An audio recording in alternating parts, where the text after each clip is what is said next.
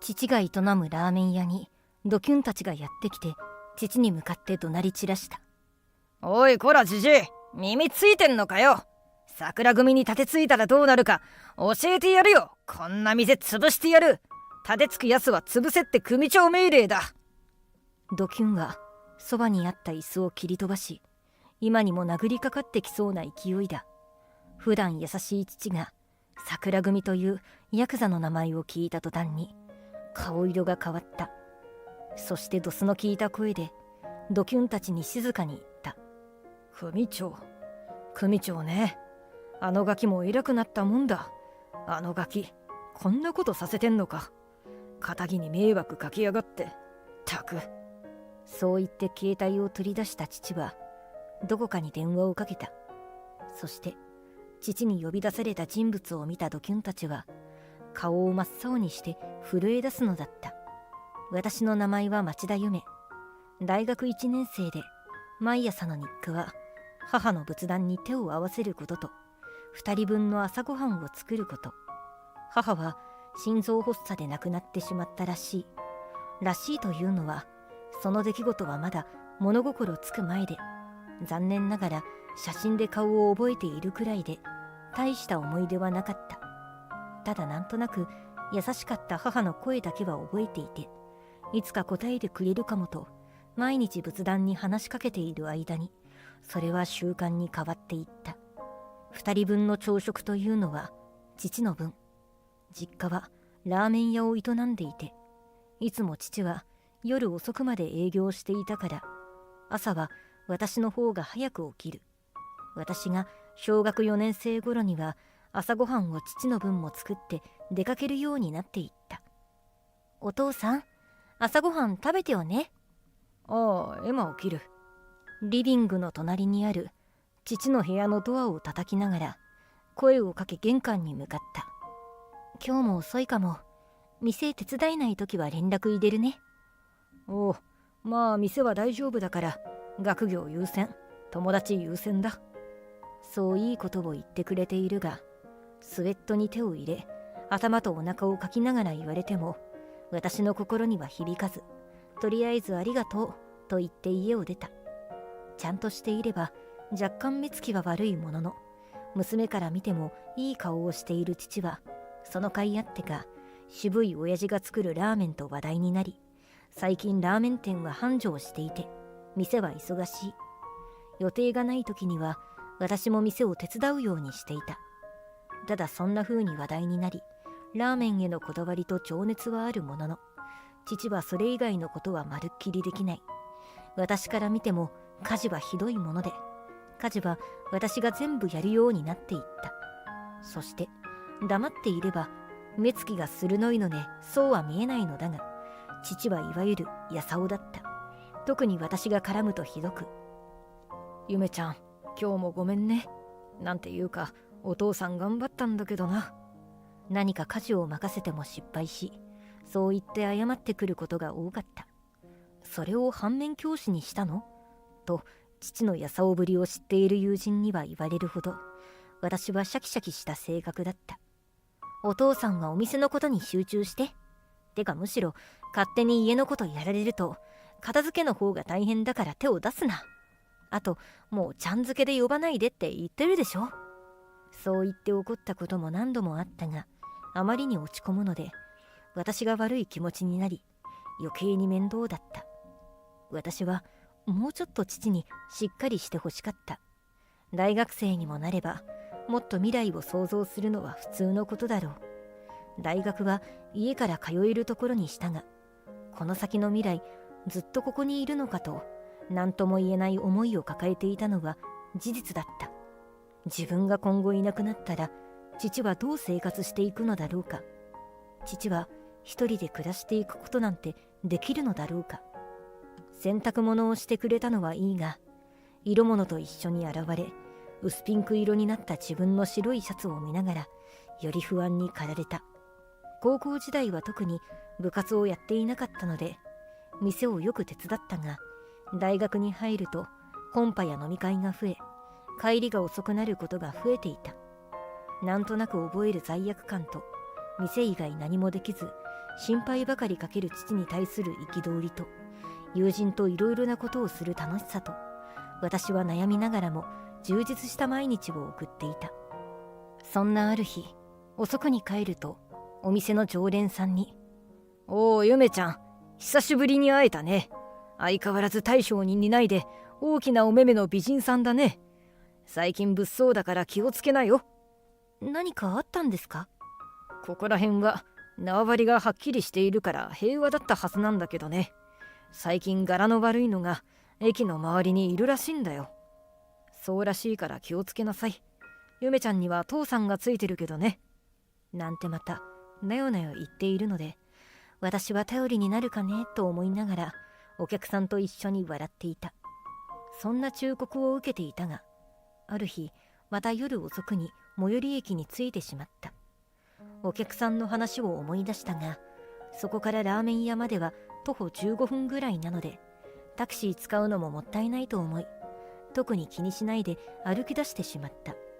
ロータリーを外れ、少し奥の道に入ったところで誰かにつけられている気がして、後ろを見ると柄が悪い男たちがいた。私が気づいたと知ると、ニタニタと笑いながら話しかけてきた。お姉さん、一人でこんな時間に危ないよ。そうそう、僕たち送ってってあげようか。可愛いんだから怖い男の人たちに悪いことされちゃうかもよ。俺たちは優しい男の人たちだから安心してね。そう言いながら距離を縮められ、壁側へ追い込むように3人のドキュンに囲まれ、言い寄られたが、一瞬の隙をついて逃げ出すことに成功した。待てよと声が聞こえたが、後ろは振り向かずになんとか走って逃げることができた。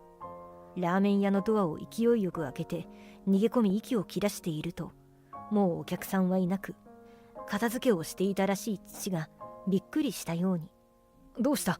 何かあったのか？と心配してくれたが、父に心配されたくなかった私は息を整えながら笑顔で答えた。なんでもないよ。友達とご飯食べ過ぎちゃったから運動。そう言ってごまかし、慣れないことすると疲れるなと言って部屋に帰った。部屋に着くと足の力が抜け、座り込んで立てなくなってしまった。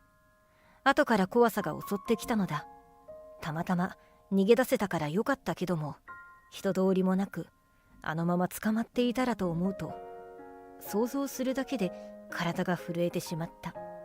自分の体をぎゅっと抱きしめると、自然にお母さんとつぶやいてしまった。私ははっと我に返り、今後は夜遅く帰らないようにと決めた。しかし一度会ってしまったから、意識するようになったからか、私が目つけられてしまったのか、遅くない時間に帰っても駅前でドキュンを見かけるようになってしまった。目が合った時にはニヤニヤしながらコソコソと話していたので、もったいないと思いながらも明るくてもタクシーを使ったこともあった。しかし他の人目もある時間だったので、直接ドキュンは何かをすることはなかった。それでも何回か誰かにつけられている感じがして、わざと遠回りして明るい道を通ったり、知り合いを駅で見つければ必ず声をかけて一緒に帰ったりしていた。そんなことを繰り返していたら、私に興味をなくしたのか、ドキュンたちがこっちを見ることはなくなり、気づけば駅前で見ることもなくなっていたので、私は少しずつ安心し、不安もなくなっていっていた。ある日、大学が休みになったのでラーメン店を手伝っていると、ちょうど客が切れたところで酔っ払ったドキュンたちが来店してきた。なんだ、客は一人もいないじゃないか。本当にうまいのか？そうらしいですけどね。看板娘も有名らしいですよ。へえ、それは会ってみたいもんだな。そう言いながら入ってきたが、私を見て驚いた様子はなく、分かってきたのか、普段と違い髪を縛っているので私と気づいていないのかわからなかったが、3人は私を見てニタニタといやらしい顔をしていた。私は前回のことがあったので対応方法をネットで少し検索をしていた。怖がる素振りや威嚇よりも淡々と毅然とした態度をするのがいいと書いてあったことを思い出し、父に心配かけたり騒ぎが大きくなって怪我をさせたりもしたくなかったので、普段通り接客することにした。ご注文はどうなさいますか？水を持って行きながらいつものように問いかけた。夜に逃げられちゃったお姉さんとか？そう一人が言うと、他の二人はキラキラと笑い出し、私は自分だと分かっていることに気づいたが、笑いもせずにご注文はと繰り返した。足が震えたが、怖がっていることを悟られてはいけない。私は怖がっていることが気づかれないように必死だった。早く終われ、早く終われ。そんな私の態度が気に入らなかったのか、一人のドキュンが大きな声を出してきた。調子乗ってんじゃねえぞ。内心ビビってんだろ。強がってないで一回俺らと遊ぼうよ。一回遊んだらハマっちゃうかもよ。そうそう、バイトなんていいから一回座って座って。ドキュンたちは父もいるのに大きな声で私をバカにし、ついには腰に手を回して引き寄せられてしまった。いや、やめてください。私が大きな声を出したことで、騒ぎを聞いた父が血相を変えてカウンターから出てきた。普段やさおでほんわかしている父は、ドキュンにつかまれている私を見て、いつもの父とは違う顔になった。娘を離してもらおうか。頭に巻いているタオルを取りながら、いつもとは違いドスが効いた声で父は言った。そして額には大きな傷があった。昔何度かなんでその傷がついたか聞いたことがあったが、毎回答えが違う謎の傷で、普段は見えないように隠していた。父が傷のことを気にしていると思って、物心ついた頃からは聞かないようにしていた。私も久しぶりに見たからか、今の父の顔と合わせるとなかなかの迫力だった。それでもドキュンはひるむことはなく、俺ら桜組なんだぞ。聞いたことあるだろう、おっさん。この辺を牛耳ってるヤクザだぞ。なあ、いいだろ。娘とちょっとデートさせてくれれば商売させてやっからさ。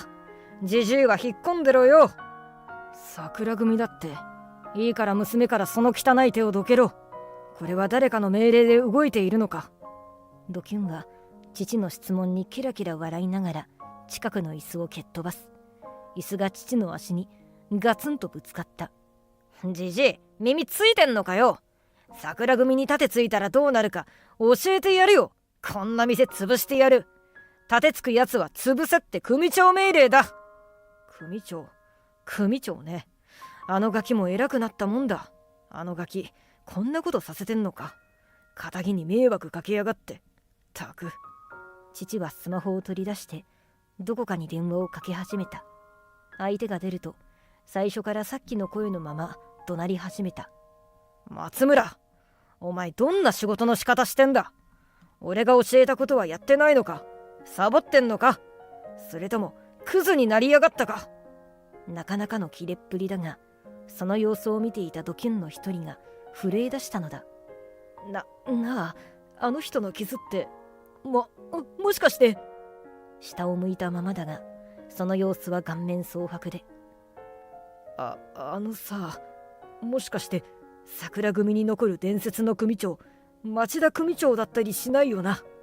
そう言って父の額の傷のあるところと同じところを自分の頭で刺して、それが証拠だとばかりに言い始めた。他のドキュンもその人の特徴を分かっているらしく、嘘だろと弱々しく言うと、父の方をもう一度見た。ちょうど電話が終わったところで3人の顔を見た父は何か察したのだろう。父はニヤッと笑うと、さっきと同じセリフを言った。娘を話してもらおうか、桜組さんよ。ちなみに松村がそこで待ってろだってよ。そう言うと、私を捕まえていた男は急いで手を離すと、ちょっと俺ら酔っ払っちゃって。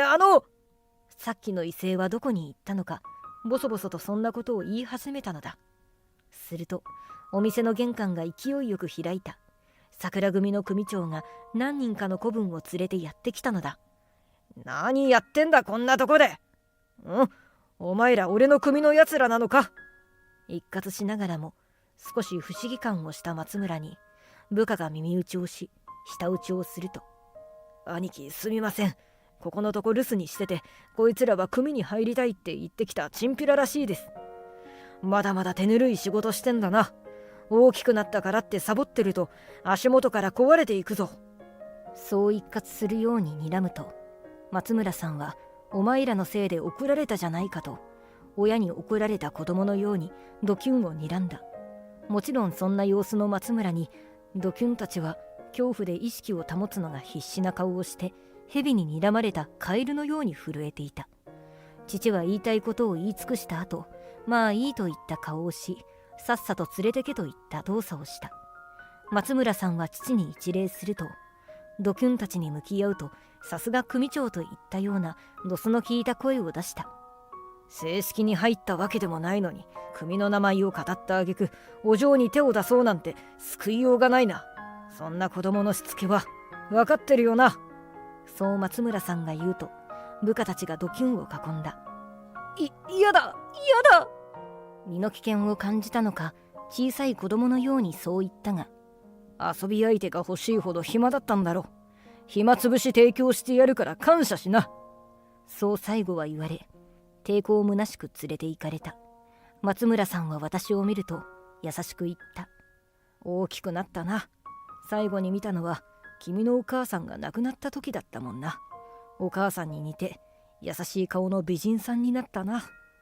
私が困惑して説明してくれといった顔をしていたのだろう。ちらっと父を見ると、父ももう仕方ないといった顔をしたが、自分で話したくないのか、松村さんが説明をしてくれた。父は桜組の元組長だというのだ。